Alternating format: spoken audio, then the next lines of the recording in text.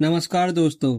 आज हम लेकर आए हैं एक ज़बरदस्त और दिमाग घुमा देने वाली फिल्म शटर आइलैंड। यह फिल्म 2010 में रिलीज हुई थी। इसके डायरेक्टर मार्टिन स्कॉर्सी और इसमें मुख्य भूमिका निभाई है लियोनार्डो डी कैप्रियो ने। यह कहानी सिर्फ एक मर्डर मिस्ट्री नहीं है, बल्कि एक ऐसा सफर है जहां आपको खुद समझ नहीं आएगा कि सच क्या है और झूठ क्या। तो तैयार हो जाइए, क्योंकि आज हम आपको शटर आइलैंड की पूरी कहानी आसान शब्दों में सुनाने वाले हैं। Part one. शुरुआत। कहानी की शुरुआत होती है समुद्र पर चल रही एक नाव से। टेडी डैनियल और उसके साथी चक आउल नाव से एक टापू की ओर जा रहे हैं। यह टापू है शटर आइलैंड, जहां एस्टिलिफ खतरनाक अपराधियों का मानसिक अस्पताल है। टेडी एक यूएस मार्शल है और उसे यहाँ एक केस की जांच करनी है। एक महिला कैदी रेचल सोलंडो गायब हो गई है। वह अपने बच्चों को डुबोकर मार चुकी थी और अब अस्पताल में थी। बिना किसी सुराग के रेचल गायब हो जाती है। Part two. अस्पताल और पहला शक।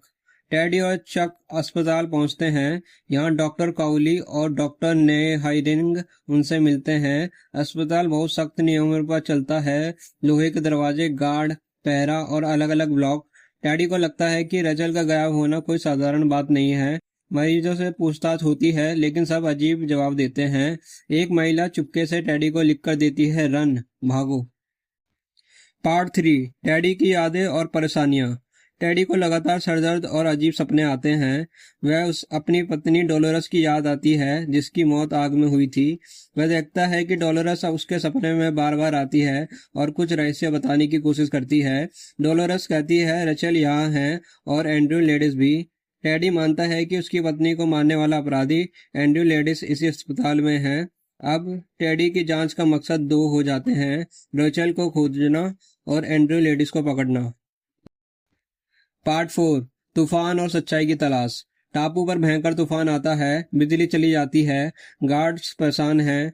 टेडी और चक ब्लॉक सी में जाते हैं, जहां सबसे खतरनाक कैदी रखे जाते हैं। यहाँ टेडी एक कैदी जॉर्ज नॉइस से मिलता है। जॉर्ज कहता है, यह जगह तुझे कभी बाहर नहीं जाने देगी। वो चेतावनी देता है कि सब एक खेल है। Part five. गुफा का रहस्य। टेडी अकेले टापू की तरफ निकल पड़ता है।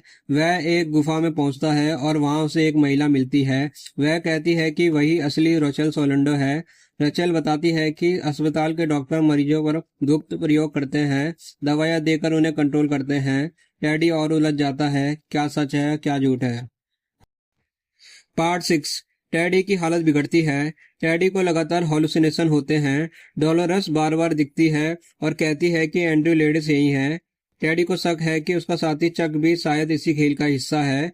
एक बार वह देखता है कि चक चट्टान से गिर जाता है, लेकिन बाद में वह कहीं मिलता ही नहीं। Part seven. असली सच का खुलासा। आखिर टेडी को डॉक्टर कॉले और बाकी लोग पकड़ लेते हैं। यहाँ बड़ा ट्विस्ट आता है। टेडी डैनियल्स असल में खुद एंड्रयू लेडिस है। वह यूएस मार्शल नहीं, बल्कि इसी अस्पताल का मरीज है। उसकी पत्नी डोलोरस ने उनके 3 बच्चों को डुबोकर मार दिया था।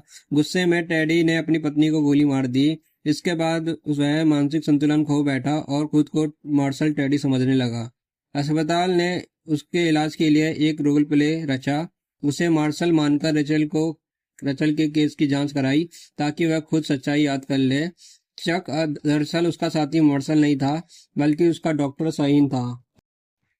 पार्ट 8। क्लाइमैक्स और अंत।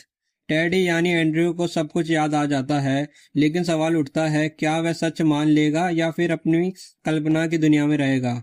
एंड्रयू अपने डॉक्टर से कहता है, क्या बेहतर है, शेर की तरह जीना या भेड़ की तरह जीना। यह डायलॉग इशारा करता है कि शायद एंड्रयू सच जानता है, लेकिन पागल बनकर रहना चाहता है। अंत में गार्ड उसे ले जाते हैं, शायद उसे फिर से ऑपरेशन के लिए। Ending and explanation. फिल्म हमें यही सोचने पर मजबूर करती है कि क्या एंड्रयू सचमुच पागल है या वह सच जानकर भी जीना नहीं चाहता। यही इस फिल्म की खूबसूरती है। यह दर्शक पर छोड़ देती है कि क्या असलियत है। तो दोस्तों, यही थी शटर आइलैंड की पूरी कहानी आसान शब्दों में। उम्मीद है कि आपको यह थ्रिलर पसंद आई होगी। अगर नरेशन अच्छा लगा हो तो वीडियो को लाइक करें, चैनल को सब्सक्राइब करें और घंटी जरूर दबाएं। धन्यवाद।